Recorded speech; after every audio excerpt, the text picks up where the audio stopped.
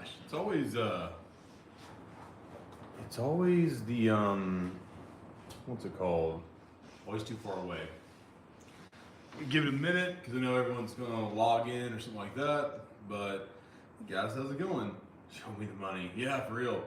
So the recap is very simple. So got a little bit of a late start, but the biggest thing. Let's go on DJ. Hey, Mel C. Been a while. The biggest thing about the recap is just got back. It's midnight, 12:30. So we played essentially from 4 straight through to 10:15. So 6 hours of gameplay, made $1,000, $1,080. Okay, so the biggest thing about right now, bam, is number one, the game itself didn't go realistically anywhere. When I say that, is that there's tons of times where DGE can capitalize on tons of rolls and tons of cool little like variations in X, Y, and Z. The issue is, let me do this right here. Let me just adjust the camera a little bit. Oh, look at that.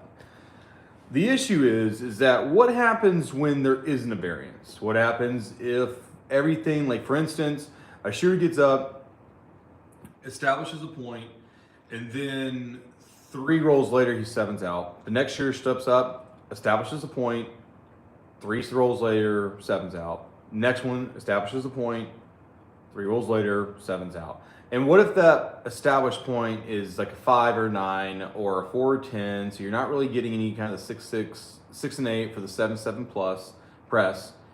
You're not really getting anything if you're going to work on the come out and someone rolls a yo 7, or not really 7, but a yo, a 2-3, 11, all that crap 12. Like a lot of that happened where a new shooter would come out, roll an 11, I turn all my bets off because I only do 1 roll afterwards.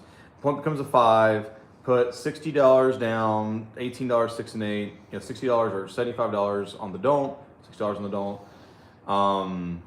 $18 6 and 8, $30 6 and 8, depending on the point and the profit margin. And then they'd roll a 6, hit it for 21, hit it for 35, turn off, reduce the 9 down to 15, points hits the 9, boom, okay, made the point. So I come back and do like a $25 on the don't straight for like an anti-fire, hits it, and then I made $10 off that. So like $30 per shooter. Well, you're making $1,000, so it takes 10 shooters to get 300, and it takes 30 shooters to get 900. And to give you, for instance, there was 8 to 10 people at the table at all times. I, in 6 hours, only rolled twice. It goes to show you that the biggest killer, not really killer, but the biggest thing between practicing DG at home, applying DG at home, is there's 2 ways to approach this. Now, a lot of times what I've seen other players do is they look down at the rack, they've made $40 in an hour, and they're like, nothing happens. Well, the biggest issue with that is, I'm like, well, maybe I need to be more aggressive. Maybe I'm not making enough. My hourly isn't where it needs to be. Well, the biggest thing about approaching it like that is this. Yes, you should look at your hourly and say, what am I making? Is this where I need to be? Is this how I'm supposed to, is this the position in which I need to be in? But the issue is that, well, did you make $40 because realistically in that hour, only 30 rolls happened? So when I say that, there was a person in DGE trainee, Big W, I don't want to say his name because I don't know if he wants me to say his name, but we met up, and one of the biggest things is there was a player on the other side of the table that ran for 45 minutes on 2 points. Now, he did make the all-tall small, which is great, but the issue was that he took a minute between his rolls. And unfortunately, like, the reason why a lot of casinos in Vegas are getting rid of, like, what they call the dice influencers, the dice influencers themselves are saying, oh, they're making a rule where you can't set the dice. And that just proves and validates our concept that dice influencing is real, and realistically it's not. Craps is a number generator. It's a random number generator per table, per casino, per country. So when you have a business like Harrahs, they're only interested in one thing. This needs to be the amount of rolls, because statistically this is what happens in that amount of rolls. This is our house edge, and it affects our shift income our regional income, doesn't matter. They want that number generator to be cranking out random numbers. Now, what does that mean? If you have a casino where on average the pause between rolls is 20 seconds, that's really good, like a bubble craps machine, stadium craps, roll to win craps, hybrid craps, all those 20-second things. That's because they know now, standardized every 20 seconds, that roll is going to happen. On a regular craps table, let's say we could take it more extraneously, like today is in 6 hours. It never made it. I went twice, so let's just say that's 16 to maybe 20 shooters in 6 hours. It's horrible. Now you're thinking, well, that could be a long roll, that could be anything. Now there were some exceptions, but about 80% of all shooters only shot 1 point or no points. Only a less than 5 shooters shot and made more than 2 points, and only 1 shooter made it to a 5th point. One. That was it in the whole 6-hour session. So the argument is that understand that when you have profit margins, like for me, I was averaging, I think I talked to Big W about this, DGE trainee. He said, I mean, I think my hourly was $200 an hour. But in the micro, meaning like as we're playing, I felt like I was going nowhere. I was like, man, this is just going nowhere. There's not really anyone making any points. So I can't really start the anti-fire bet. There's not really people hitting anything crazy on the 5 and 9 gambits. You know, I'm working the 6 and 8 pressing by 1, but even that's getting muddled out. Very few come out 7, so it's not like I can press it. It's a $15 table, so instead of doing a $30 6 and 8, I'm doing an $18 6 and 8 because I want to start the minimum, be conservative. All those things coming together, it's like, you know, at the time in the bubble, I should say, you're thinking that nothing's happening. We're going nowhere. But realistically, we did. I mean, I nickel and dimed and made $200 an hour, which is really great. I struggle to say 200 because I think I came out with like 1175. I can't remember exactly because I took my free play and went to go play Spanish 21 and made another $300 or $400. And I was like, cool, that's always awesome. So in the grand scheme, you know, when I look at the gameplay that happened today, it's a good testament to number one, don't anticipate because you haven't played 4 hours and you're not up $1,000. It could be just like, hey, the play is slow. And I'm starting to notice that more and more and more at the casino is that, I mean, what can really just run through the mud is when you have such slow players to get to the dice, get the dice out, get the chips moving, new dealers, which is usually night shift during the week. New dealers take a little bit more time to get the dice out, take a little bit more time to pay out the amounts. All these things can really factor into not a lot of rolls inside your hour. And so while I'm a little disappointed that even though I hit my $1,000 mark, I came with 10,000, but effectively when I came with 10,000, it's essentially me playing with 5,000. I get to get a little salty about the other 5,000. Not anything non-DGE related, but as DGE trainee, that's his handle. Or Big W would probably say if he was here with me right now, it's like, well, you know, he's on a second point or a third point, he'll throw $75 on a 9 and let the 75 go. Why? And then I explained to him, I'll be on a third and fourth point, and I don't mind being in the hole for $250 with $10,000 and the third point versus $100, because in my mind I'm like, well, if I had $100 on the don't after 3 points with 5K, and I'm pretty comfortable with that motive, then $200 or $300 with 2 5K bankrolls combined with the $10,000 bankroll, that should be kind of where you're at anyway. And there was several times where DG trainee looked at me and he was like, well, you know, what's the particular amount? Why are you putting that particular amount on the don't? And I said, well, you know, I'm in profit now. I like my position. So now, not only am I doing all the standard DG like conversations, I'm also sitting here looking at myself like, what would I not mind being in the hole for on point 3? And you know, I think at the number I was looking at was like 260, and I'm like, dude, 260 with a 5, 4, and a 10-point made. I'm not feeling bad about that because once again, it's $1,000 bankroll, it's 2 $5,000 bankrolls, so 260 is technically 140.5, but $140 after 3 points being 10, 4, and 9, or 10, 4, and 6 is, you know, very much a manageable amount for a 5K bankroll. I've been doing it for years, so like, you know, 261 I think was, I don't know how the 1 came in there, but 261 was the loss. It's okay. The only time I actually had any realistic, I would say, betting issue was the person obviously who made 5 points.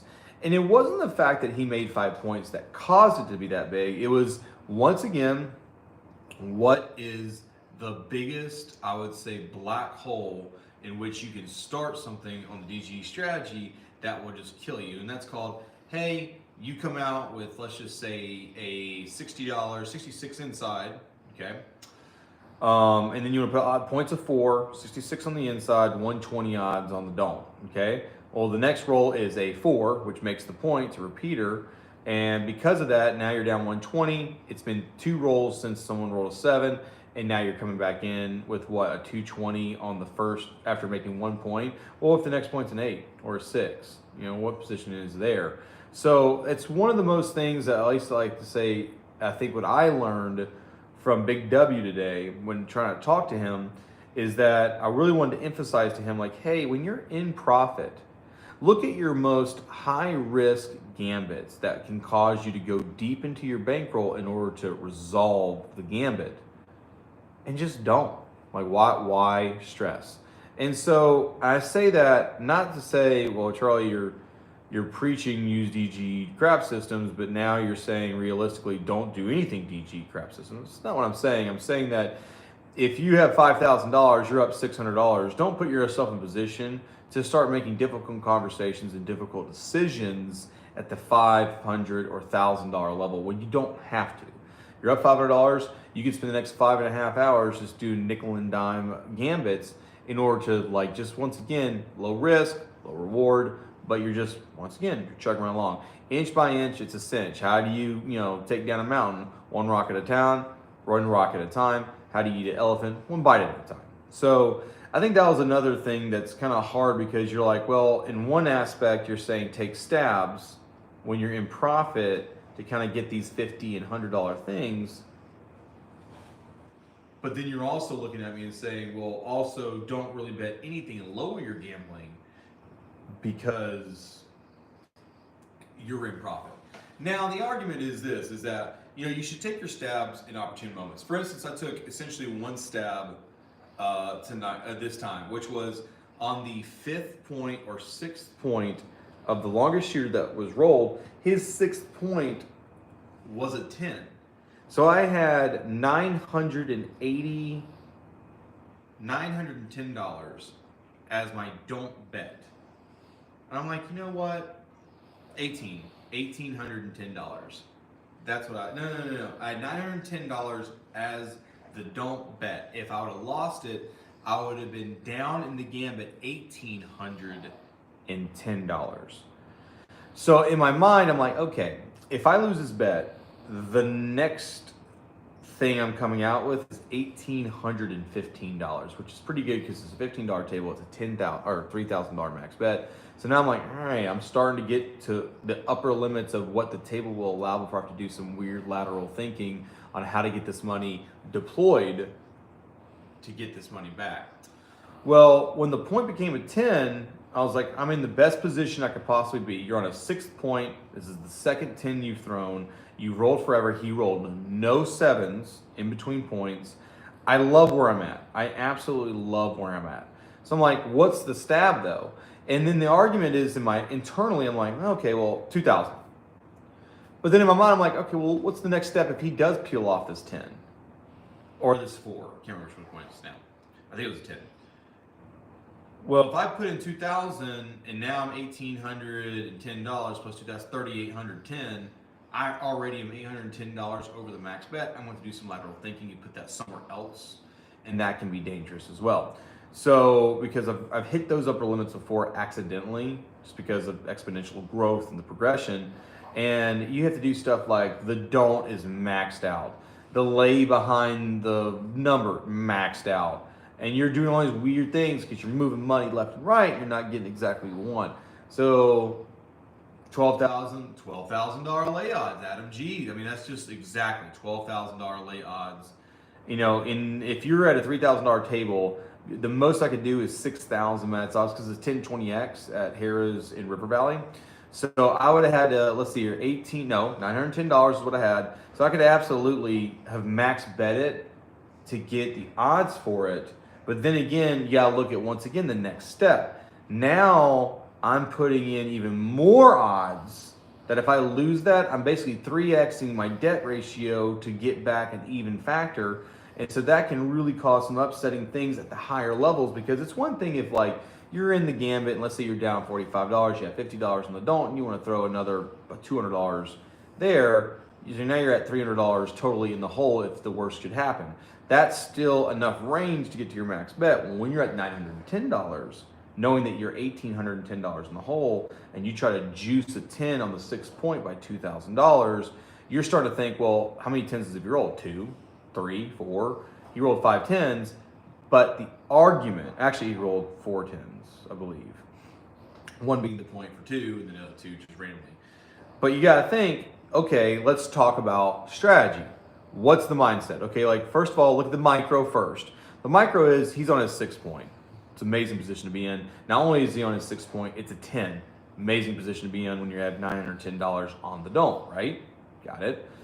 Okay, well, second instance, I'm looking down at my notepad. I'm like, okay, well, actually, he's only rolled, let's just say 4 10s. That's where I'd be for a lay 10, so I like that. Only would roll 4. I was like, well, it's absolutely possible at the micro level. When I say micro, at the individual level for craps, you can see people roll 6 10s. So mentally, you're like, all right, 6 10s is very much probable. It's very much doable. It's not very probable, but it's definitely something that can happen. So you're like saying, okay, while the 6 point being a 10 with the 9 10 is a good bet, I'm very comfortable with that. The concept of taking the stab with odds, now you start looking at these other factors, and the other factors, well, how many 10s have been rolled since you've been here? Are the number of 10s rolled since you've been here proportional to the number 7s you've seen? I mean, have you seen 10 10s in 6 hours? Have you seen 50 10s in 6 hours? Those kind of concepts are like, okay, well, knowing that, I'm looking down the sheet, I'm like, well, the 10 ratio looks pretty much spot on. So I don't have to really worry about like something disparaging or diluting down for the statistical value. So that's pretty good. Then you start looking at the other factor, which is called, hey, no one has rolled, the majority of people have not made a physical point. Well, just like anything else, like it is harder to make 2 points than it is 1 point. It's harder to make 3 points than it is 2 points, and so on and so forth. But you have to understand that it's very rare that you go 6 hours and not one shooter has made more than 1 point. It just doesn't happen. Because theoretically, let's just say for every 5 shooters that don't make their point, there should be at least 2 shooters that should make at least 1 point.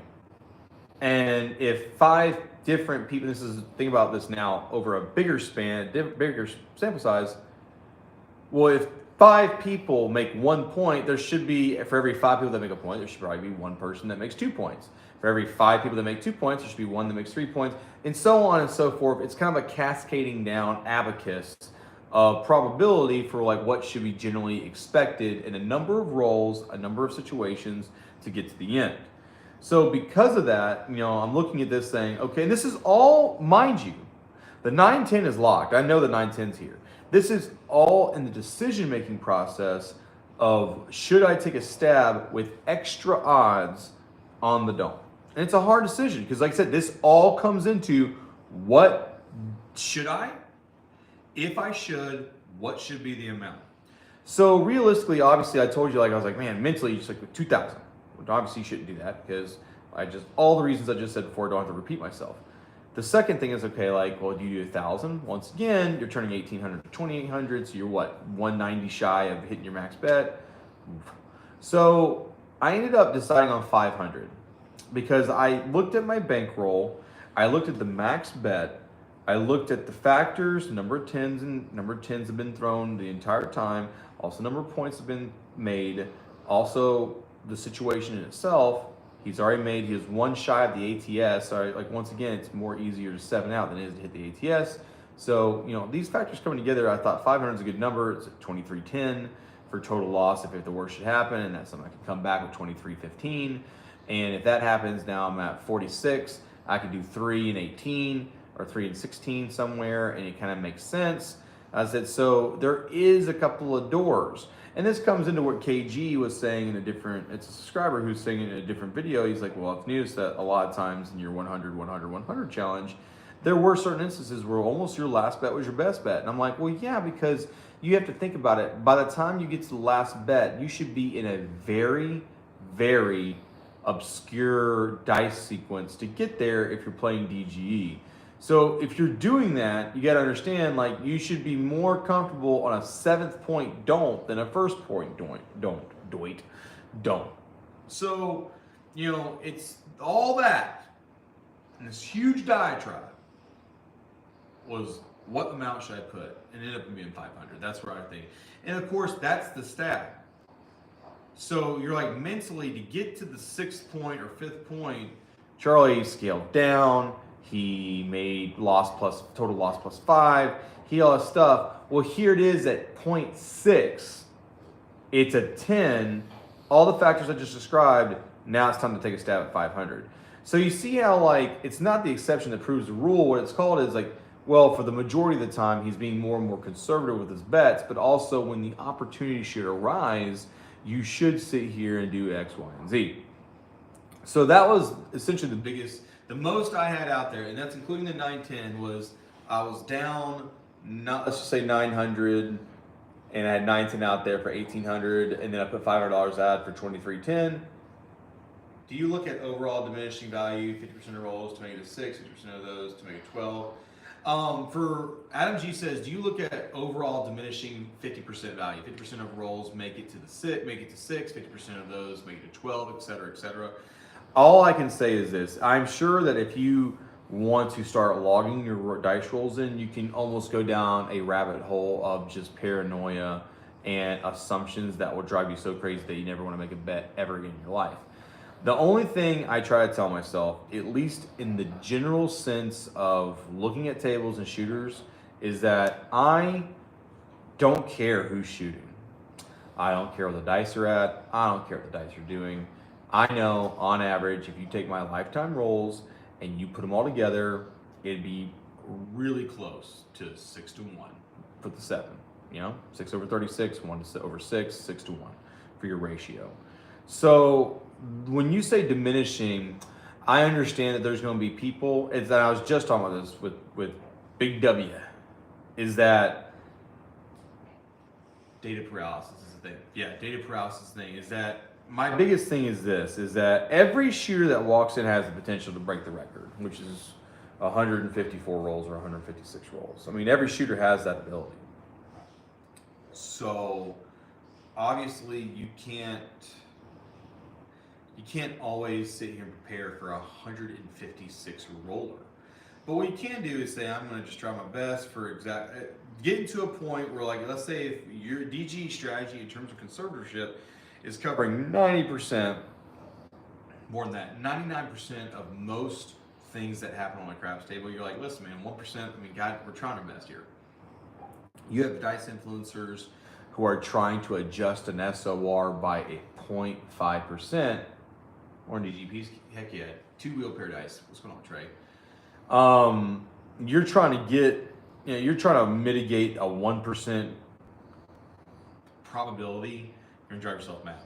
But I do understand the fact that, like, and this is, once again, not a mathematician. I'm not smart. So I can only learn in ways that make simple sense to me. And so what I did was, in the scope of developing the finer points of DGE strategy, there were certain things, data points that I was really interested in. Now you gotta imagine that, like, you know, you're talking about hundreds of hours fine-tuning a strategy. By doing that, saying, I'm gonna take the same strategy and change one rule over 10 bankrolls and play that out for 100 hours and see where I can just literally fine tune like a timing belt where this needs to be. That's the reason why I sat here at the beginning of my craps journey at 21. I would hedge the 10 to a hard 10, so that way instead of 3 out of 36 hurting me, 2 out of 36 hurt me. But I then realized that, believe it or not, the nickel and diming of me trying to protect and hedge that was killing all profit. So little things like that are the reason why the journey came to where it was. Now, in saying that,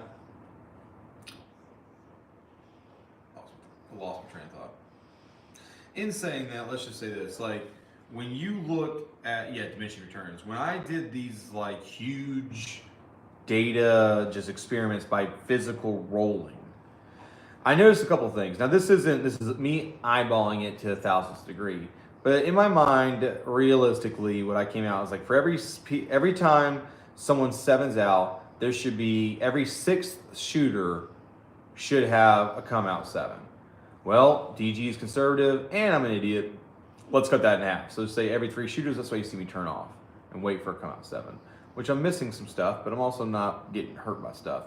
I like to say that if I see 3 to 6 double sevens, I think a triple seven's coming, which means a 0.7 out and 2 come out sevens. So those small amounts, I'm like, all right, well, I've been here 6 hours. Instead of me tracking every single roll and tracking sevens and tracking dice numbers and dice rolls and the number of rolls and the number of shooters and all that stuff, I bring this math very simply and say, okay, there is 8 people at this table. By the 6th person, which is that guy, if I don't see a come out 7, that's weird. Then if I see by this guy, no come out 7, that's double, which is 12 shooters without a come out 7. So without me actually counting their rolls, which someone can roll 1, some can roll 15, I'm going to say they're all 6 rolls on average, because like I said, it's an averaging thing. The dice are moving hands, but the data doesn't matter. The data doesn't care who throws a dice to make a random number. It doesn't. That's just, what's it called? Overarching feeling of power in a chaotic world. Like the dealers could throw the dice. Now, no one would like that, but realistically, it doesn't change anything. So when I say that, is that, when you talk about diminishing 50%, is that I do a diminishing return, but I do it in form of statistical, thing. I'm like, well, okay, not diminishing returns, but I'm thinking like, okay, the probabilities, you're talking about rolling probabilities, at least that's what I'm thinking we're talking about. So, I look at that in small math, I take big numbers and make them small. So I say all that trash, and then I look down, and, Big W's looking at me like, what bet are you doing the pro? Like, no. So that's also a difficult thing, I think, that realistically, us talking right now, it's that, like, I told Wayne the same thing. I was like, sometimes, Wayne, you gotta sit here and understand that I'm me, I'm Charlie. Now, DG has his own strategy. I've been doing DG for a long time, but, like, it's still me. I'm still a chatterbox, obviously. I'm still talking to my friends. I'm looking over the walls. I'm doing stuff. I miss rolls. And so sometimes, if I'm talking to someone like this and doing a conversation like we're doing now, I look down and try to track things. If I get a little bit like, did I miss something? I'll just sit here and turn off. Now, was I supposed to? No. Now, a lot of stuff I do in my head. One, it's not an ego thing. It's just like, God, it's my system. Been doing it forever. So, like, yeah, I might be plus or minus 1 or 2 in terms of shooters, but like at the end of the day, I'm like, all right, I got a good gist of what's going on. And also because it's my system, I know how to recover it very well. And I think that Big W, if he ever talks to you on Discord about it, if you're on the Discord, he'll probably give you a little bit more insight than I will. And I'll make sure to tag him on the Discord, like, hey, do you have anything that maybe I missed out? Do you have anything that you want to add? Do you have anything that you learned that maybe I didn't explain very well? So stuff like that, like we're just going to get with. And so, like I said, the diminishing returns thing, where is my dad? Mr. Fox, where is my dad? I like it. Better watch out before Bam sits here and starts doing the moderating thing. But I'm sitting here just like, it was mystifying. So, like I said, I would say in the first 4 hours that the entire time I was like, man, nothing is going on. It's slow.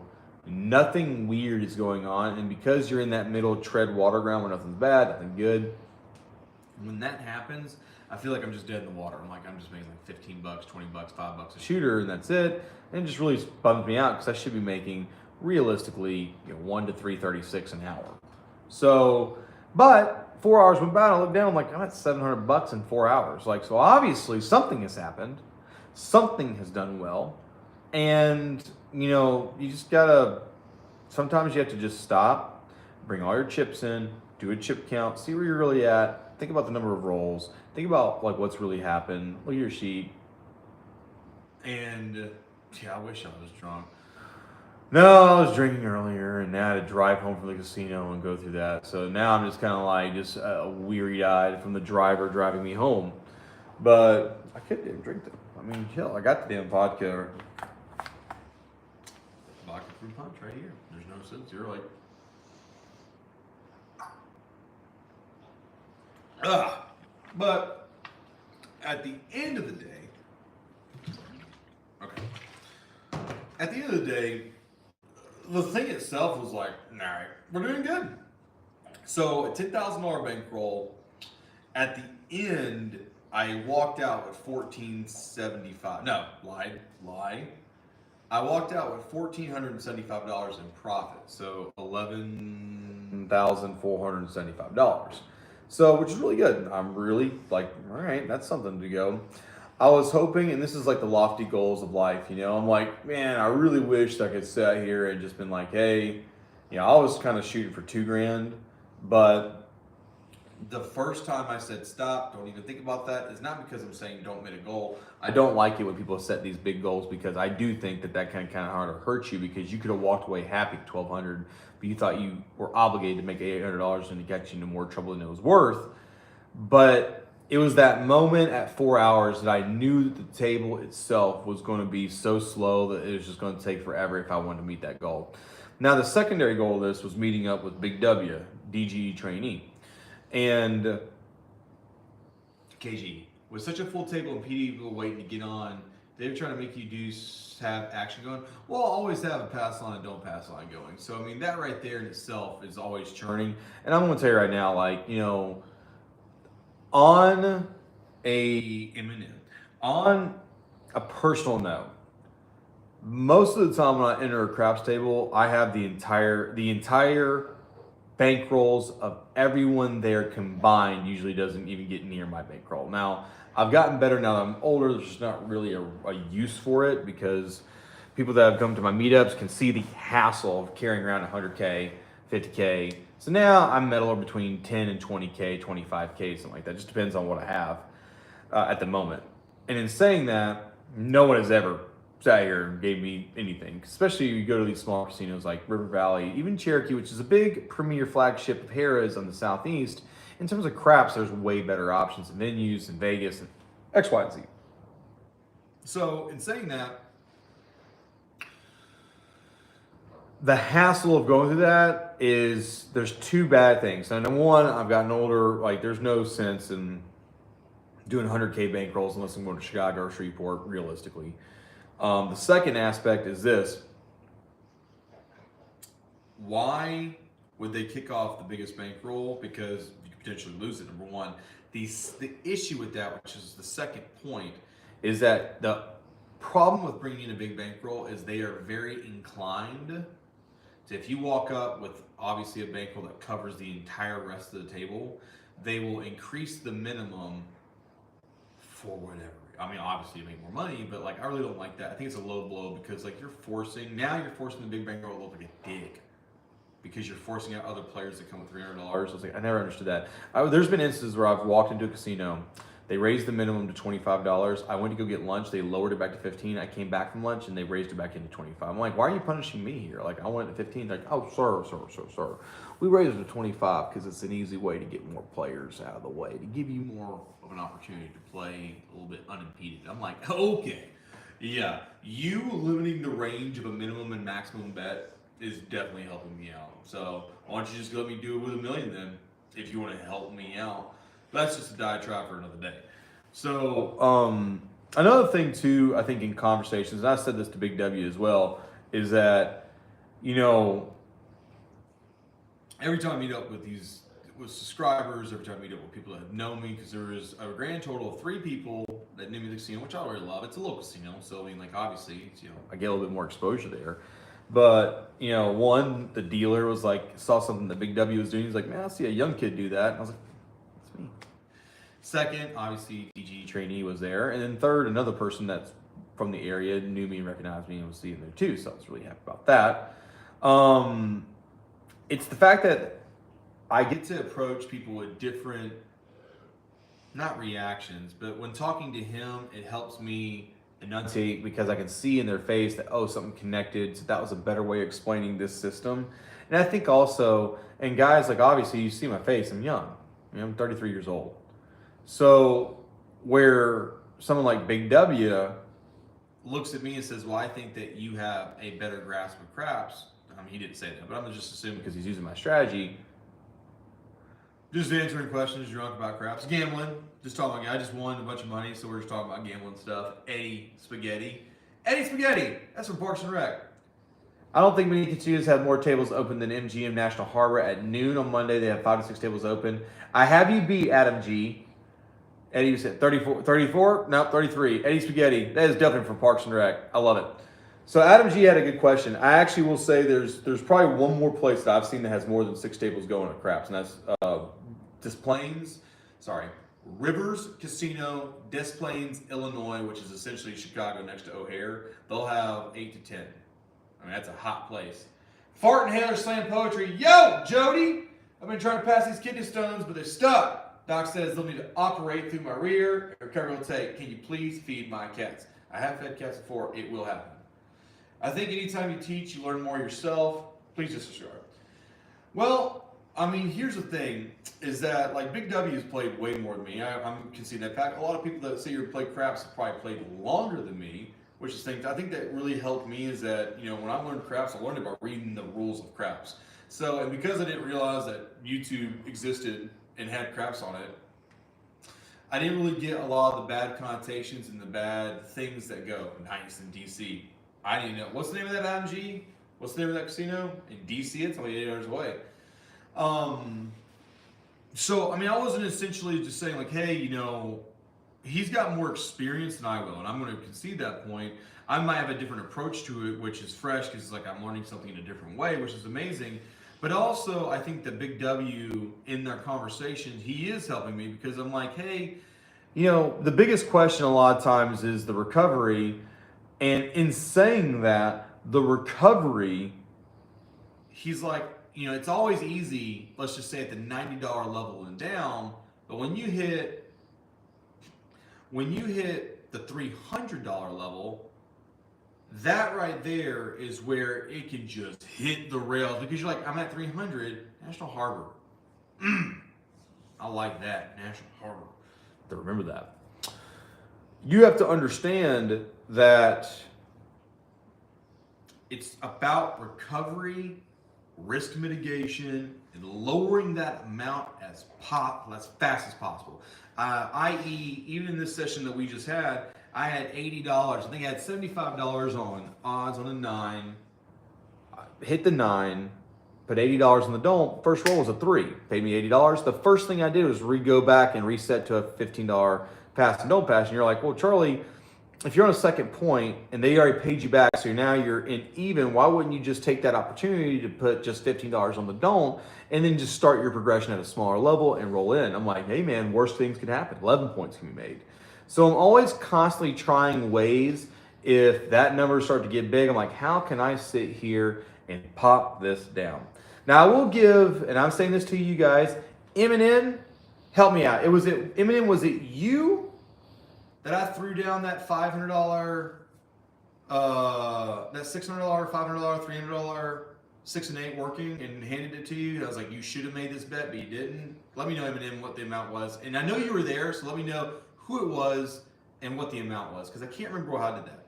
The one thing I have to give about Big W, and this is the only embarrassing thing I'd say, and it's not really embarrassing, it's exactly what you should be doing.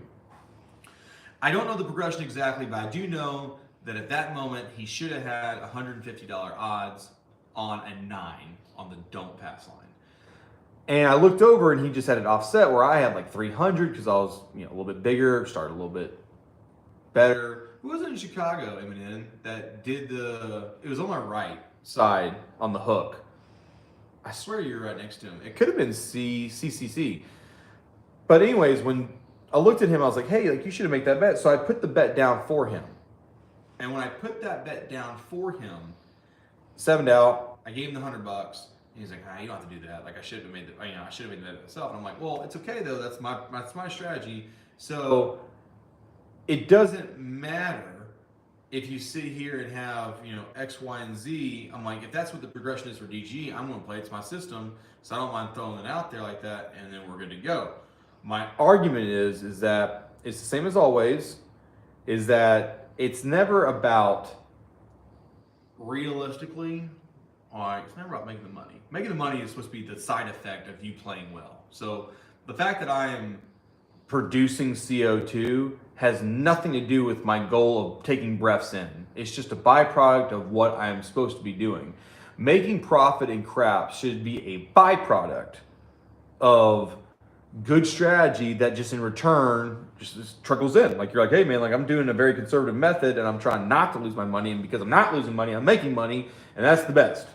So sometimes, like anything else, instead of making $1 million, you just don't have $1 million in bills. You're kind of half-assed sitting here going like, all right, we're going to sit here and be good to go. So in saying that, the reason why I said that about that progression is that a lot of times, DGE strategy is pretty mellow in the sense it's the same repetitive thing over and over again. And then also it's going to sit here and have, essentially the same kind of play at level 1, 2, and 3.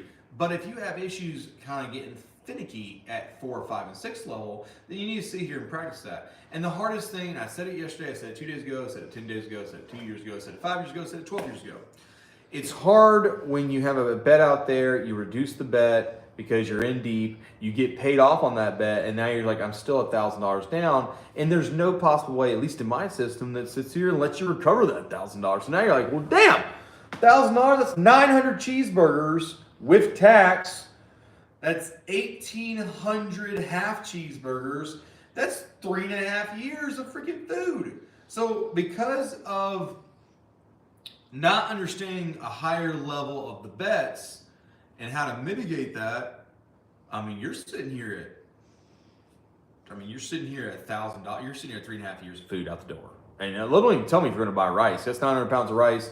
2 pounds a day, 600 pounds. So you're sitting at right there, 1.5 years just for you, or a year with like a family of 3. So like, I'm gonna raise this up a little bit. There you go. I was like, why am I not sitting here at eye level with you guys? So, you gotta sit here and think long term. And long term is this, like, why am I making this bet? What is the next 3 levels of this bet?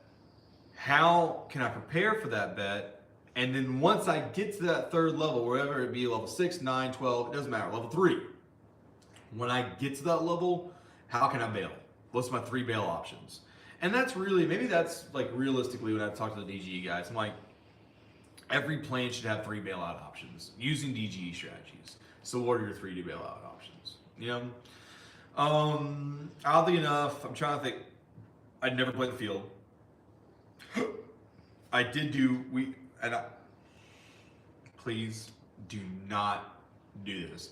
I statistically made an inferred strategy called, the hop 7s. And it is, mathematically it's there. I don't play it a lot because every single time I've tried to do it, it is always turned into an hour of me staring at shooters trying to get this hop 7. It's just a waste of time. I was like, I just don't like doing it. It just kills it. Killed it. Oh, so in saying that, biggest thing that happened is DG trainee, Big W. He looked at me and says, Charlie, it's been 11 shooters since I come out 7, which is obviously past the norm. It's almost double the norm, which is, 6 shooters should have been in. I was like, yeah, I'm not doing it. I was like, I'm going to do it. And I was like, no, I'm not doing it. And he looked at me, he showed me $3. He's like, let's hop the 7s. And I'm like, okay. I throw the hop 7 out completely knowing that this could go down to a 400 hop 7. Like I did, a year or so ago. And in saying that, good one, Michael Gregary said, that's why I gamble the bank's money, just taking out loans, which is true. There is an actual thing in the casino where basically it's a form of kiting money, realistically, is you go bang between 2 casinos and basically get $25K, they give you 30 days.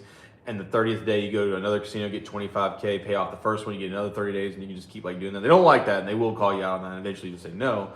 But there is basically ways that people would play with the markers and the money. But in that instance with Big W, it was oddly enough, we hit the 7 immediately. Let's go on Noob Master. The hop 7 story from the meetup is legendary. There you go. It always does something. But oddly enough, guys, Wayne looked at me and says, it does it. So do it. And I did it. And by God, he rolled 7, made $6, $12. I don't know how much money I made. I was so baffled with the fact that we hit it. I didn't understand. I was like, well, where's these amounts coming from? Ooh, I'm freezing. I wonder if that's my TV. No, it's not. It's my TV. I'm watching my buddy's dog who's deployed, and this freaking 200-pound bull mastiff has been knee deep in his nuts for 30 minutes. I'm like, can we just calm down for 2 seconds? He's still doing it. Like, I don't know if you guys can hear it, but God, I can hear it. And it's just like, it's like stirring macaroni in my ear. I'm like, please stop. It is called Drunk Guy Explains for a reason. And so when you sit here and understand that, like, at that level, especially with Big W, when we hit that, you're like, wow, I validated myself. I'm like, you know what though? Understand, I have sat here and did the Hop 7 strategy 4 times in a real casino. And those 4 times in the casino, almost every single time, other than this one, has gone to the 20th shooter. Going on 7 out, or Hop 7s. New Master Plays. I like that name. It's a cool name. But yeah. So, I mean, like, it was a good meetup. It was great. I mean, it was 6 hours. I wish, you know, realistically, just because I was up 1,400 and not 2,000, realistically, I wanted to stay till 1 a.m. But then I'm like, if I come home at 4 a.m., do this video to 6 a.m., I might as well just call it tomorrow a flop, because there's no way I'm going hiking tomorrow or drinking tomorrow. So I was like, well, I can't be doing that. So, you know, at the end of the day, I really do feel like it was a good session. If I had to take the pros and cons from it, I'd say, you know, the pro is this, nothing bad happened, relatively. The con would be, you know, it really does, I think, if you practice at home a lot, when I say a lot, I mean a lot. You get so used to sitting here and going, hey man, I'm going to sit here and roll 4,000 times in less than an hour. Bup, bup, bup, bup, bup, bup, bup. And then you realize, like, when you're at a real casino, like, oh, it's a roll every minute. Which is a very good thing in my mind, because the pro to that is realistically, that means that if you can do the speed you do at home, then when you go to a casino, you have eternity to make these decisions, which is good, especially when you get to higher levels and you have to, like, kind of think about stuff really in depth while trying to make bets, while watching the rolls, while watching the shooter, making the bets are out there, X, Y, and Z. It's like, but at the same time too, it's a discouraging factor, I think. I think it's like, you know, at home I made $3,000 in 1 hour. I'm like, yeah, but the 1 hour could signify 10 hours casino time play.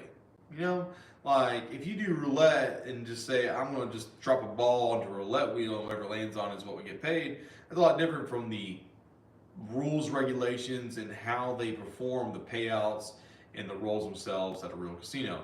So that right there in itself is just a little bit meh. Then also, and this is just me with my little 2 cents, this is like, so first of all, today, dealers are amazing. And if you can get this video, if you've made it this far in this video, even if you're not live, this is later for the later people. Ooh, I did not have a directional. I do have a directional mic. I have a mic. I do have a mic. Hold on. If I was a mic, think Charlie, mic, microphone.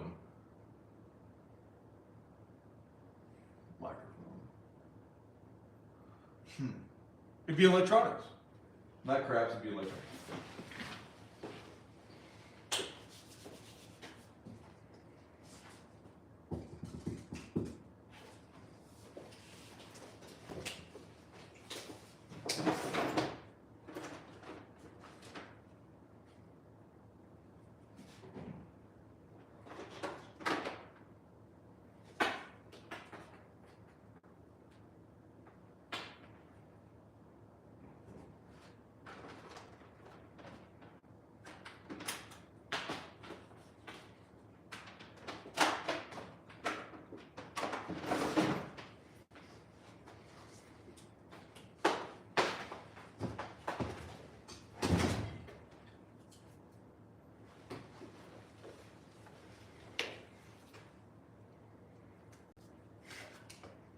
That's serious, man.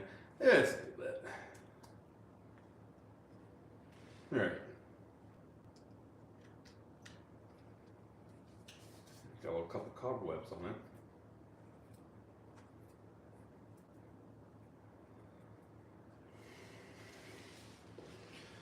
I'm trying to get Charlie up to DC. Hey, yeah, it happens. Everyone wants a piece of the old Chuck, but no one wants to drink. Everybody wants to party. No one wants to drink. Let's see here. So what I do, just attach this right here. Hey, for a great little weight, get online. Oh. Well. Can't do it with a case on. Well, you guys better watch me pry a case off of my phone. I think I do. Case is kind of... Ooh, OtterBox. You do not like getting pried open. That was a little bit sensual. You didn't like that one. God, I haven't seen this case open. God, it shows you the last time I sat here and did it. Mike. Beep, beep, beep, beep.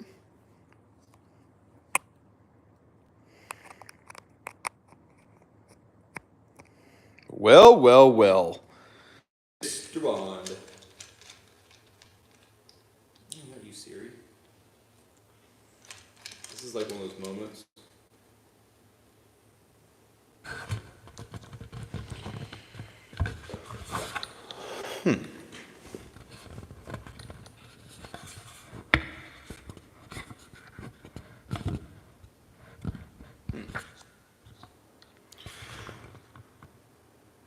General gathered in the masses. See if that said anything. There you go. Cool. So, anyways, so realistically, in that scope of trying to sit here and mitigate that risk, I don't know what we're talking about, so I'll just kind of backtrack a little bit. But when you're playing the craps, especially in Harrahs or Murphy or something like that, just like which exactly. It's just so difficult to mitigate all those little things that you want to do. For instance, you know what mine is? It has nothing to do with craps. You know what my biggest issue is when playing craps? Usually, Jen knows. A lot of people who play with me knows. Daryl knows. DGM knows. Is the fact that put this right here, my heater that I usually have here. Beep, beep, beep, beep. Is I tip dealers. And I don't really know how much I tip them. I know at the end I get rid of all my junk, reds and down. But I mean, I tip dealers, I don't know, 40, 50, 60 bucks, 100 bucks, 200 bucks, 300 bucks, I don't know, 400 bucks. I just don't know. And because I don't know that, it just has issues with, I know that that's a little bit of me nickeling down myself. And Jen knows this, but the most I ever spent in craps, it took 12 years for me to pry $10 out of my butt to sit here and spend money at a casino. And I think the first time I did spend money at a casino was with Just and Jen in Vegas. That's probably the first time I've actually spent money at a casino. So that was a little bit of a different. Do I like this? Do I like that? Hello. So, it's all the same things that the Red Bull. I don't really buy beer, as oddly as that sounds. I might drink White Russians all day long, but I don't really buy beer or something like that. It's just that the whole thing, you got to think about, we should tip dealers. Yes, you should tip dealers. No, not a big spender. You got to pry a nickel out of my butt to sit here and me do anything. So I'd rather go to Waffle House down the road than spend $1 at that casino. So any casino. Because I'm here to make money, not spend money.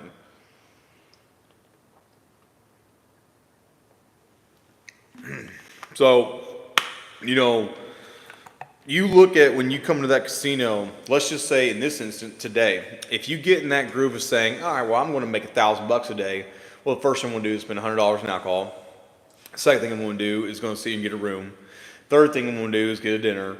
And then you have a day like today where you're not going to sit here and make that much because the table is so unbelievably slow. Well, now you've just squawked $600 without ever making $600. So now, once again, what's your mentality? Your mentality immediately is I got to make another $600. And then you got to make another $600. And then now instead of being conservative, you're now playing catch up to an imaginary game that you built in yourself.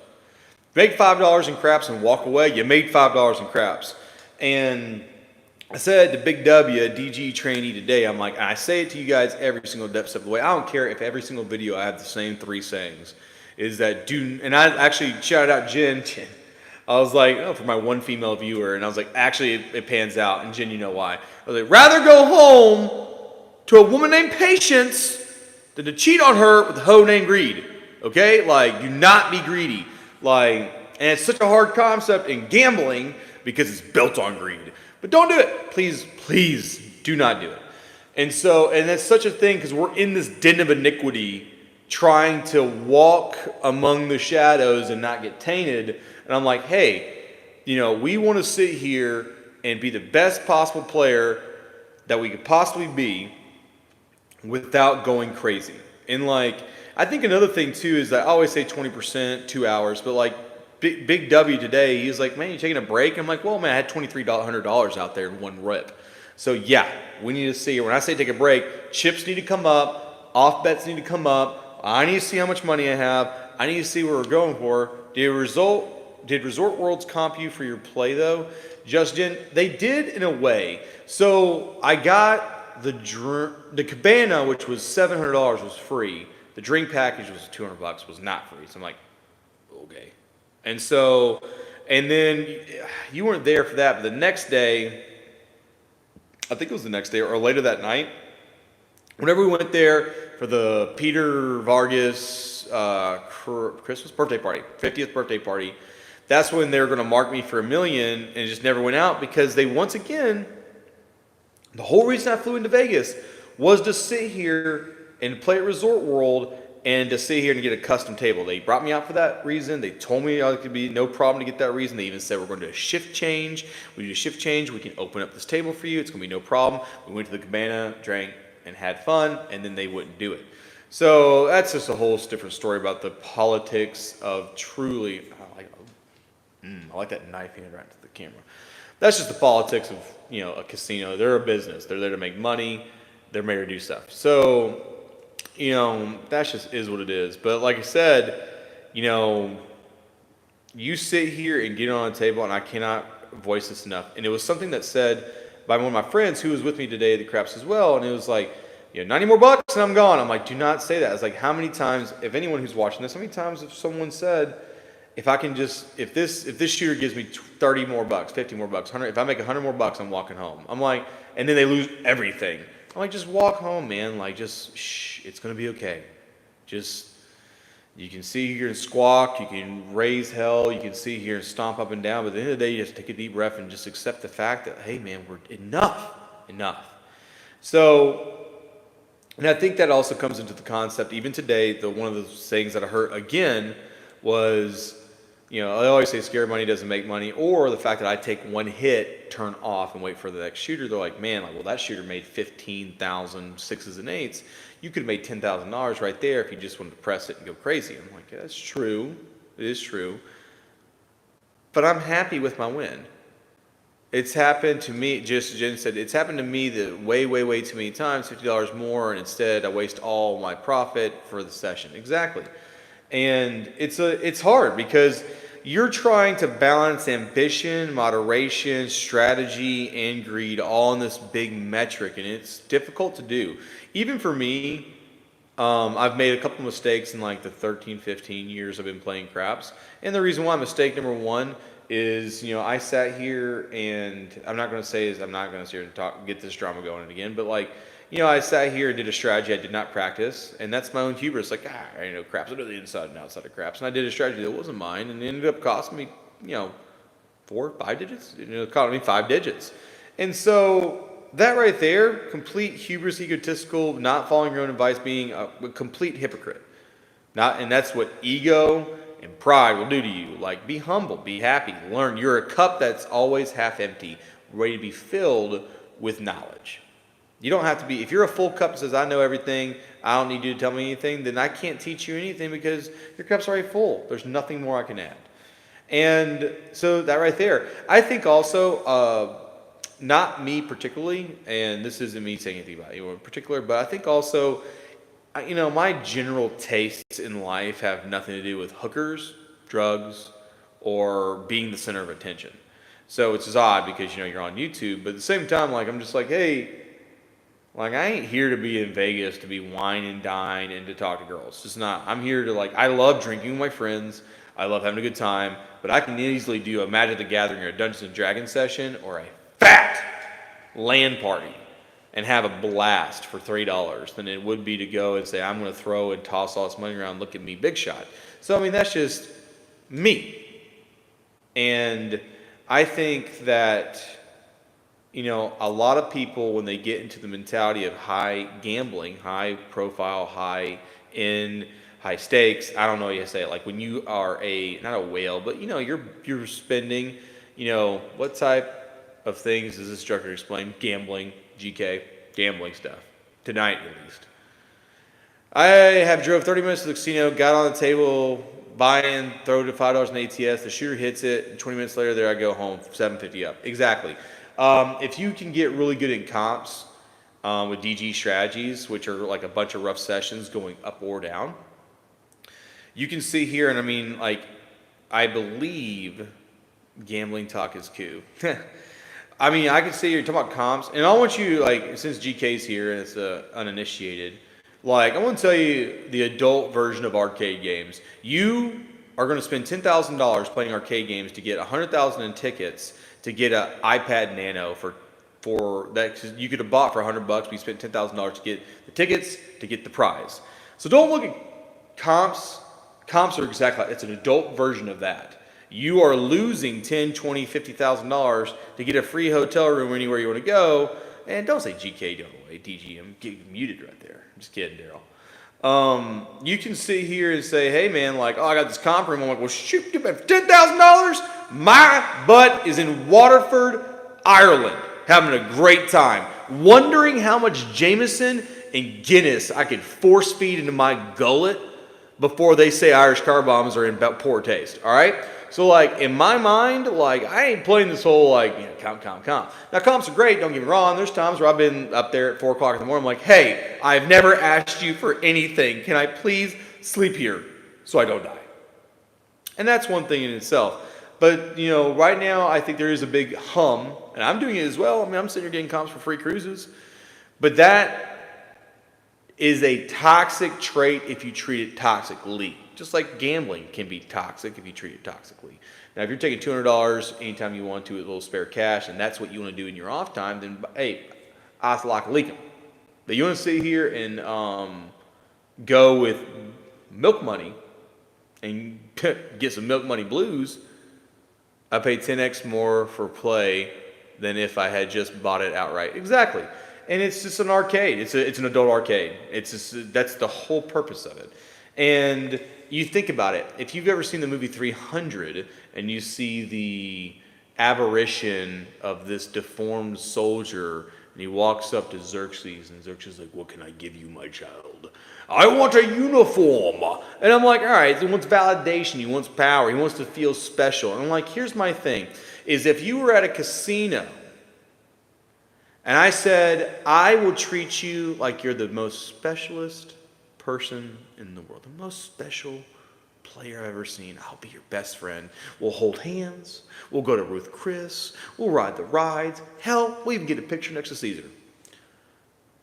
And you're going to owe me 15 grand. Or you can play sound strategies, do X, Y, and Z, be responsible, be moderate, be humble, be less egotistical, and make 20K, and I'm going to treat you like dirt. You're like, hey, if you're giving me 20K, spit on me. I don't even care. You know what I'm saying? Like, I mean, that's my argument is that, oh, they're so nice to me. I'm like, I'm not trying to feel special. I'm trying to make money. And you know what? If someone was giving me $10,000 a day and treated me like garbage, I'm like, you know what? I might quit one day, but I'm going to sit here and get mine first. Charlie, what's your top 2 superstitions? I'm guessing superstitions at a craps table. I have 2 major ones, actually. It's the worst thing ever. It's the biggest paranoia complex you ever see. Dice are number generators, okay? Just because you've created a game around a random number generation doesn't mean anything. For instance, just because if you have no money, if you have no money on a 5 and a 5 hits, you get paid nothing. Did that take away from the data significance of rolling a 5 randomly? No. The outcome just provided 0 value to you. The data did not change. So the biggest superstition that I have is when I have $2,000, $3,000, $4,000, $5,000, $10,000 on 4, and you roll a 7 that rolled right off the table, and it doesn't count, just because the rules and construct of the game does not designate that a value, statistically, for the data value, it's absolutely a 7. So are you going to take down $3,000 and just screw up your entire gambit because someone threw dice out? What if you don't read the dice? What if the dice hit the floor and no one tells you what the dice were? What if a player, because they like to jiggle dice in front of them, they roll 15 times in front of them, like boop, boop, boop, boop, boop, boop, and you see 6 7s and a 4. Does that change somehow mentally? Does it? Keeps you up at night, man. And on top of that, the second part of that concept is going to be realistically just like, hey, that's superstition number 1. Superstition number 2 is more or less an observation that I'm not particularly fond of, but I also have to give it validation in the sense of, like, even though I'm not a proponent of it, I'm like, I do see some things that are a little weird. Like, I deal craps. I play craps. I've dealt craps. I pay out craps. I've seen enough casinos across the United States and in Ireland to where I kind of have a good general idea of, like, how things go. Things might change a little bit, people change a little bit, times change a little bit, but generally speaking, it don't change the way mustard tastes. Well, I have seen a hot shooter, which to me it's just data. It's just something that particular person just so happened to roll a long time. I have seen hot shooters get cooled off, meaning that they'll stop mid-roll and do an audit, a shift audit, right then, when they could just wait to the finish stop. That's a little bit sus. But I mean, like, does it really change anything? I don't know. I mean, like, my part of me says no. But then I've also seen a lot of times where someone has stopped it, run cold, whatever you want to say, and then immediately rolls 7 after that and everyone gets mad. So that could be considered a superstition. I've also seen, the stick man is not supposed to show a 7. It's just, courtesy. If, like, he pushes the dice and they happen to show a 7, he'll pop them and make sure they don't have a 7. I have seen, in a very long shooter, I have seen one time that, a shooter that was random, he just picks up and chucks them. I have seen a stick man adjust the dice to an all 7 set, which is a 7 on every face. That was a little bit weird to me. Like, just in general, why would you waste the extra effort for meaningless motion, if that makes sense? Like, what's the cause of that? I have not seen shooters go to the bathroom in the middle of a roll. I've seen a man shit himself and pass out doing an angle shot. I've seen felt tapping, which is kind of insane in its own little respect, at least in craps, considering from blackjack. I've seen stuff like that, but I mean, I've seen some crazy stuff at a craps table, but superstition-wise, that's my 2 biggest superstitions. I'm like, the dealers do something. Actually, I take that back. Let's just take the second superstition and rip that right out. Just throw that out the window. My biggest superstition is this: a hybrid roll-to-win stadium craps and all that stuff. Everything you involve that's electronic craps related is deemed and patented in the patent office as a slot machine that has different guidelines than a craps table would have. Secondly, if you win $3,000 in craps, a craps hybrid electronic whatever machine, it is paid through a W2G, which in turn is treated like it was a slot machine payout. So I'm very much 100% in belief that something is nefarious about electronic craps. I do not play electronic craps. Even when I'm on those tables, it feels weird. Another thing that goes into electronic craps that's like more of facts and you can make your own deductions is that they don't play with rounded dice in a craps table. They play with very strict, sharp corners. Sharp. Like, look at that. If this was sitting here, it would be 4 90 degrees that equal a square. 90 degrees. Sharp like a knife. And so, in saying that, The reason why they say that is because when they see the dice hit the backboard, when they see the dice fall, they want to see clear, discernible movement. Like boom, boom. Why is that roll to win craps in that little bubble crap machine? Why is the dice rounded when they're so adamant about not having rounded dice in a real craps table for a shooter? Second, there are crap systems like if you play Royal Flush and electronically, what that system is doing is constantly shuffling the cards until you click something and it shows a card. So I can see how the randomization is just that it's just constantly moving, and then whatever time you press it, it goes, and you have 52 cards, that's infinite kind of possibilities. Dice don't have infinite possibilities like that. They have 36 combinations. And I definitely think that the bounce of the little poofy thing and bounce up, I've just seen weird things happen that aren't explainable. Also haven't played it long enough to understand, like, maybe I'm just stupid. I am being superstitious. I don't know. But, like, no, I don't like it. Don't like it. So those are my two superstitions. And I try my best just to not think about it. To be honest with you, see, monkey balls, you just gotta not think about it. Just put it out of your head. Live the dream. Don't do anything. And it's hard. It's 100% hard. It's not a fun place to be. So I'm sure there's more superstitions going along, but I yell 7.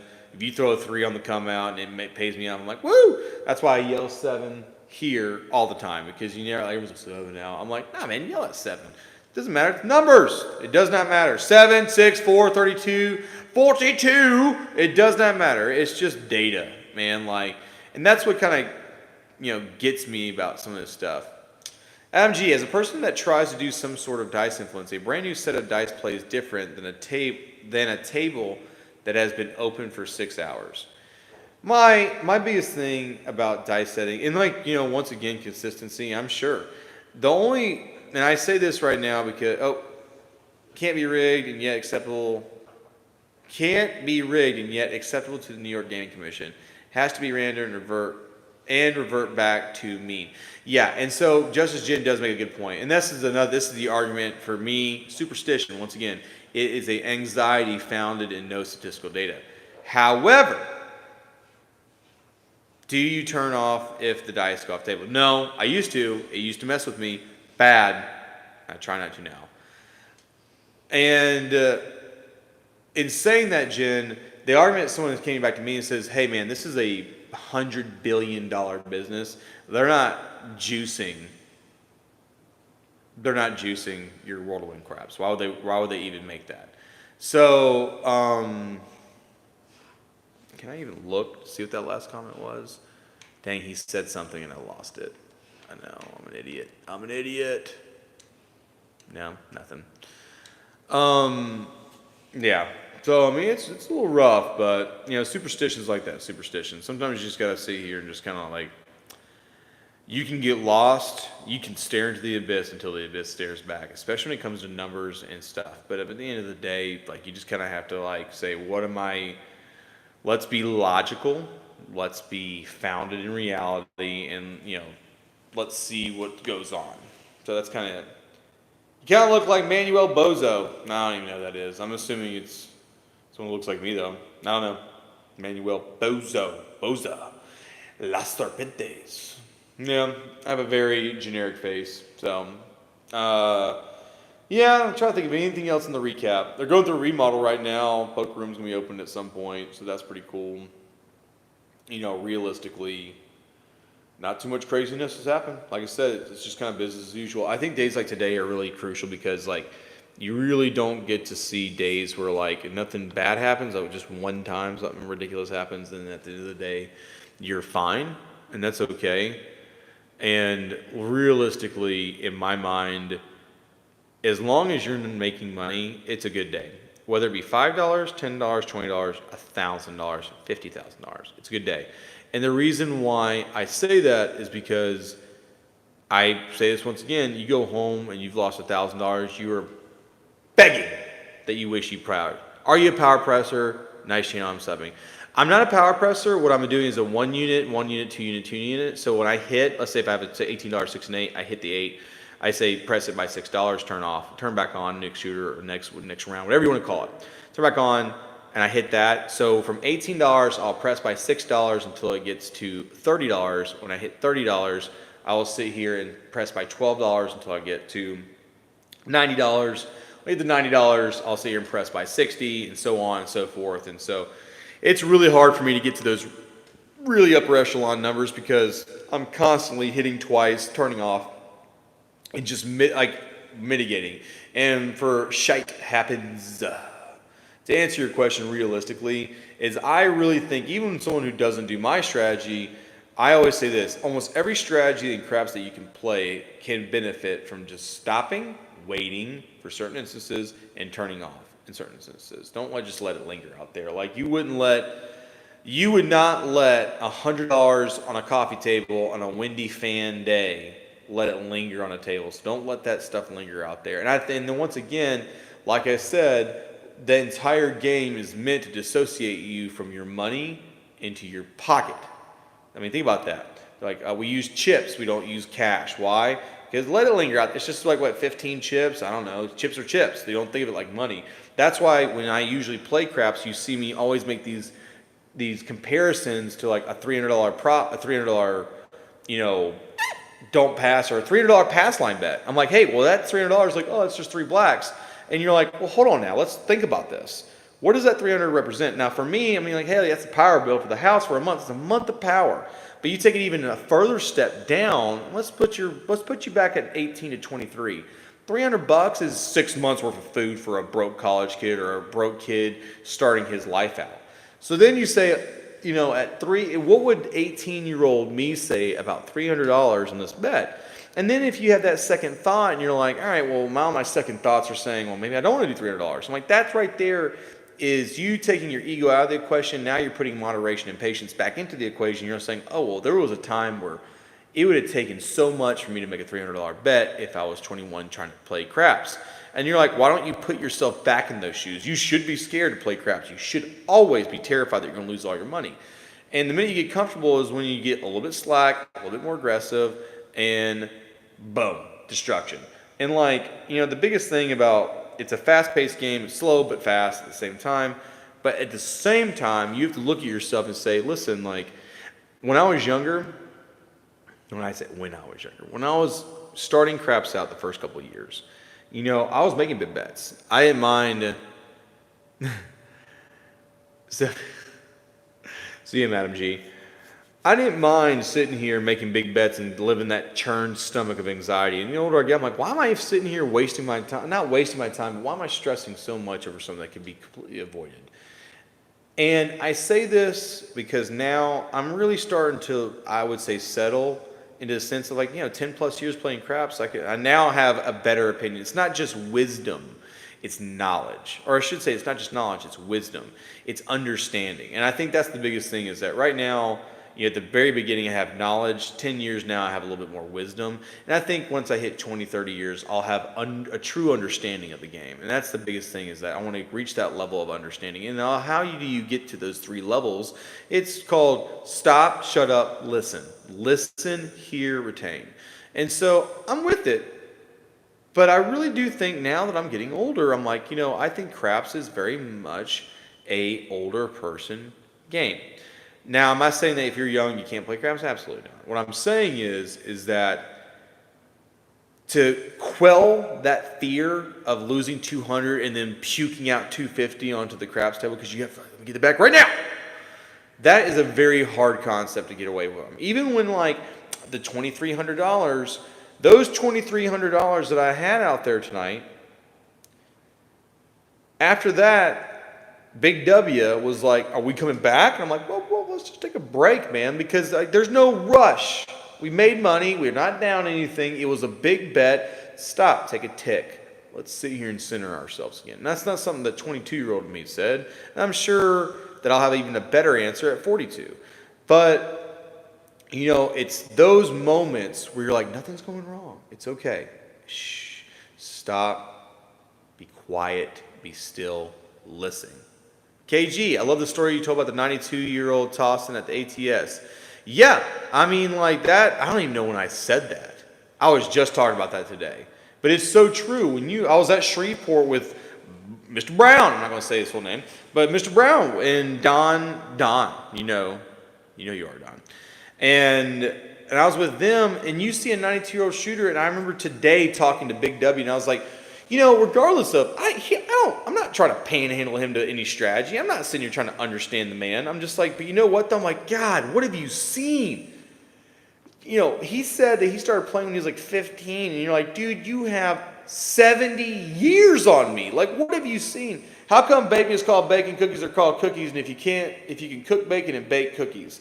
Well, you can't get baked off weed bacon. So there's number one. And I've never seen cookies get wrapped around a steak. So that's essentially it. So you cook steak, you get baked on cookies.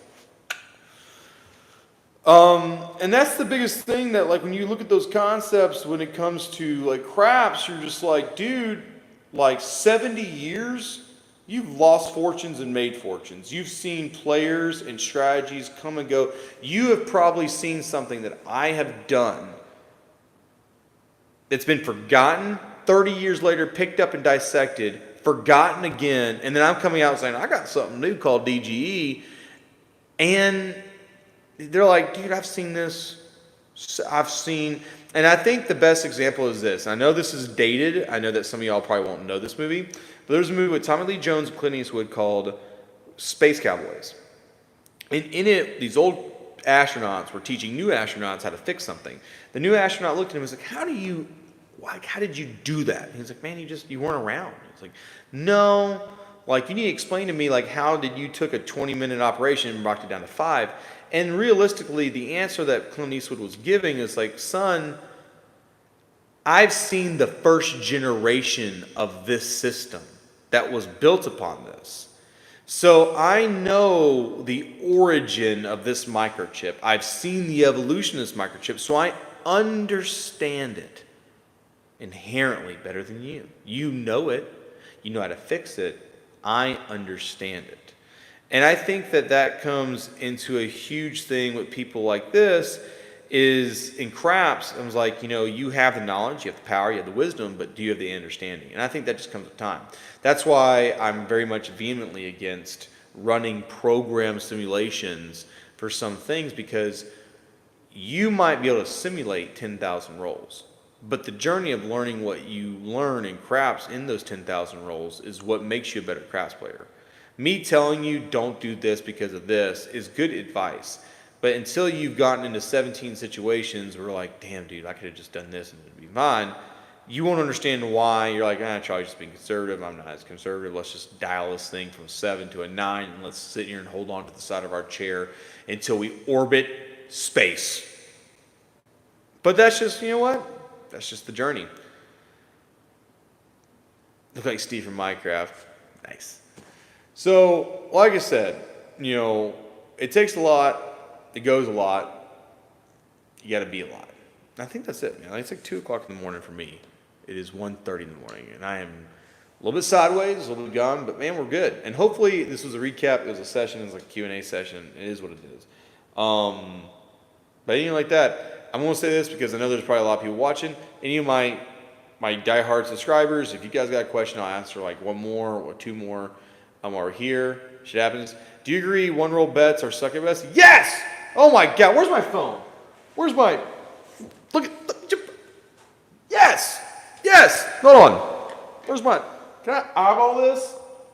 All right, there's nothing nefarious over here. All right, the reason why I'm showing this is because why do you think all the bets that are big in here, why do you think that is? The bigger the betting stage, the more suckerish it gets. Why is it the pass line that you are slotted to lose wraps around the whole table, but the don't pass gets broken out for blah, blah, blah, blah, blah? Why is it the middle bet like this? I do have a feel bad game, but with this over here, this stuff, why do you think both sides need to play this? Because that's where they make the money, son. And it's not even me debating on whether you can do it or not. What I'm saying is that right here, where is it? 12 pays 30 to 1. Savvy? 30 to 1. So if you're getting paid 30 to 1, that means that even when you win, you're still losing $6 because the odds of you hitting that 12 is 36 to 1. So you're going to lose 36 times to 1 to get paid 30. So if this statistically ran out for 1 billion rolls, your butt is losing $6 every 36 rolls. So even that right there, statistically screwed over to win. Look at this. You're technically easier to roll a 7 than you are any of these numbers. But you notice these giant numbers are like boom, boom, boom, boom, don't bet, 225 luckies, come over for the comp points and all the free drinks you can get. But notice the lay bet, which is more slotted to the player advantage, is sitting here small in the back. Why is it the pass line is white, don't pass line is black, don't want to see it, don't want to bet it? Why is that all blacked out, don't want to see it, don't want to bet it? Like, you look at all the things here, the ATS bet, worst bet in the world. All this stuff, look at those, just BS. Do not get it twisted that this crap right here is straight up for the birds. Like, and I'm saying that because realistically, these one roll bets are there for a reason. Just like, what do you think a slot machine is? It's a one roll bet. That's it. And slot machines are the biggest money makers in the casinos, and they're doing it because why? We want you to be a hog at a slot trough, just clicking back, turning your mind off, and giving me all your money. And that right there, because it's $1 and you don't think about it, nickel and dime to save the rhyme. They're going to be sitting here, and all they're doing is sitting here saying, hey, and this is so horrible. And I'm going to say this because this is going to sound very bad. This is going to sound very much biased. This is going to sound very harsh. This is going to sound thing. But to them, they're like, I want you, my beautiful fat little cow in the pasture, to come over to my slop trough and start eating mindlessly and don't even think about the future. I have never once seen a row of slot machine players happy. They're just, this is them, right? I'm gonna give you a representation of a slot machine player.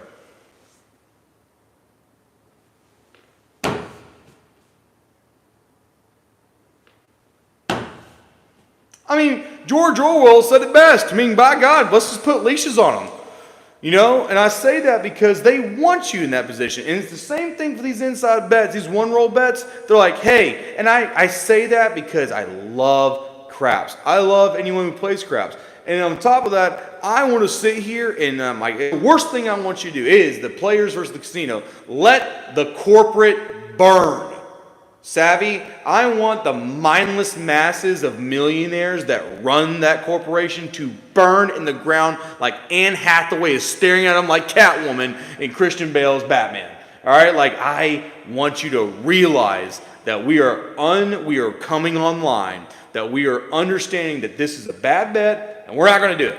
Because that right there is them saying to you, hey, you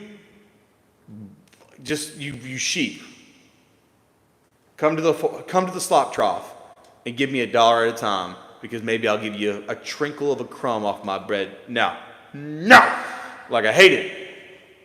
So that's my opinion about one roll bets. And mind you, I have 2 strategies that use one roll bets. So, but that's just me. You know, and I say that, like, I mean, it just gets you so fired up. Like, and I say that like, do not let the serpent in, man. Las serpentes! Do not let the serpent in. And guess what? Do not let the face of blinky lights and nice comps and a beautiful little player's card deter you from the maniacal bones of greed that built that place. And I want you to think about that. And I say this to you, when you look at a casino, no one can point to me the $1 million pull slot machine.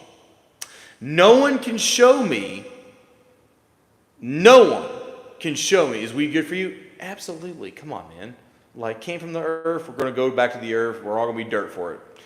But no one can show me the $100,000 a hand blackjack table.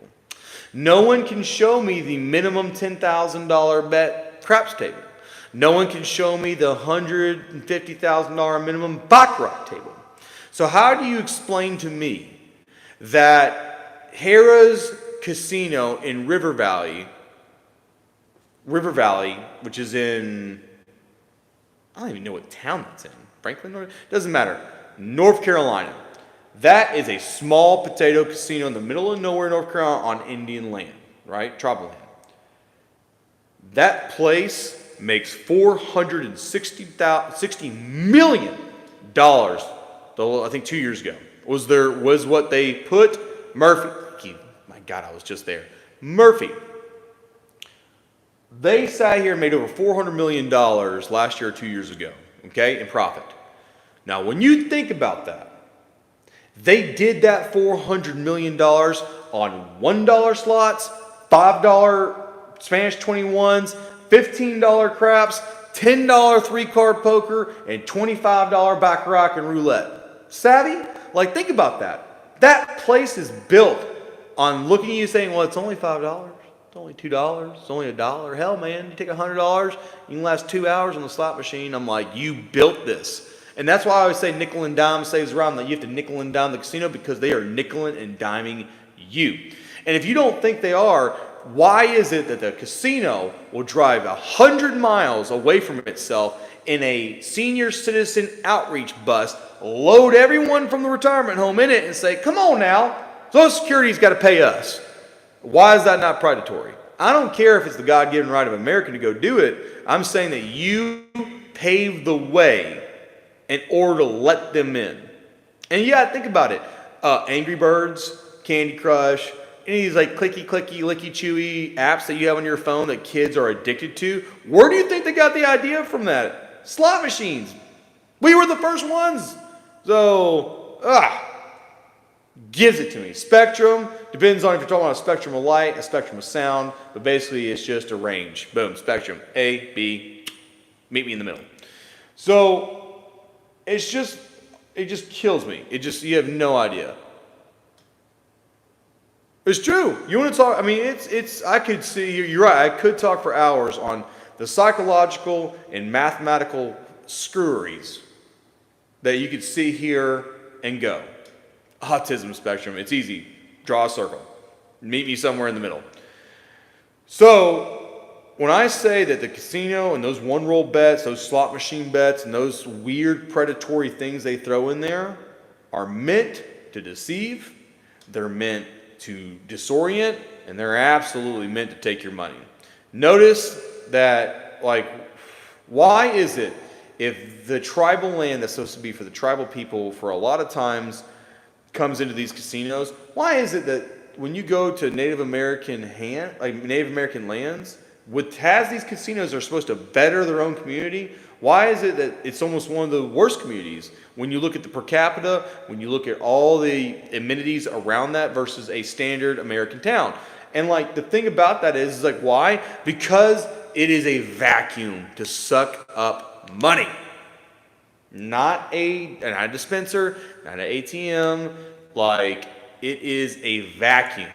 And it will suck everything up. And do you think that if you spent 25 years going to the same casino every day at 10 a.m. and you handed the general manager or the casino manager, the pit boss, you handed them a Chick-fil-A biscuit and talked to them about your life, and they laugh, they integrate with you, they want you to feel welcome, the minute you sit here and don't have any money, do you think they're going to be doing anything? Absolutely not. Do you think they're going to be coming over here and say, hey, you're going to sit here and we're going to give you $1,000 a day to come have fun with us because we love you and we need you here at Bulldog Kia? Nope. They'll show you through the door and say, when you got money, come back. Like, don't get it wrong, man. Like, you want to see what a mewling, deteriorating wolf with the biggest fangs ever? Look at it and it has a ding-ding on one side and it's leading you right in. So it's like the White Lotus from the Odyssey. You know, you can't sit here and get bedazzled by things that Homer writes about. That's just me. But, you know, what do I know? I'm just a drunk, realistically. A drunk from Georgia, which is even funnier. Well, good talk. Good talk, boys. Good Tilly. So I'm going to do what I always do. Start from Drunk Guy Explains. Check you next time.